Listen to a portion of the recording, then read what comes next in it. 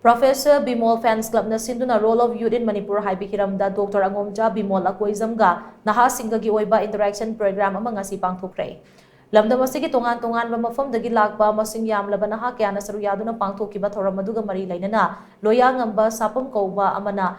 naha singi mahut senduna hai hauzik Manipur asi yamna aruba pibam amada leire masi kalahudrabadi lamdam asigi yalhomi pumnamak awafamda tagadaba maramna lagliba taranipan suba lok sabha election asida naha singna politics ta yausinduna achoba thodang lobagi tangai fadaba lei politics ta khong thangzindriba naha sing political consciousness leihalaga mikhala sida sungsoi soidana saru yaraga afaba matik jaba mirep thagatuna Manipur kandaba yade haiba wakhalonda program asi pangthokpani muscle power amasung mani power dagi na thairaga isagi voting right adu kanglun chumna sizinasi lagliba mikhala si free and fair oina pangthokpada naha singna achoba thodang lominasi haina so mahakna makha taki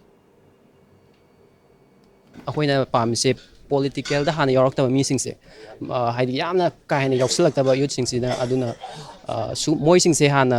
pula pusala kana moi sing se punna pusala kana akoina political conscious oraga magi decision do masana haitare masana ai sigi aina pamjaba je sini aina pamis na sini aigi objective na sini aigi vision na sini haiwedo adumaina uhanna ba haitare akoi maina shinjaba program macha amani sida akoigi political affiliation karimta leijade akoina sawachari se aphaba mi thasi mani power na international power na or any power sijinabada akoi yaragumsi aigi decision ni aigi right ni aina vote pc and maina adugi team that pangthokjabani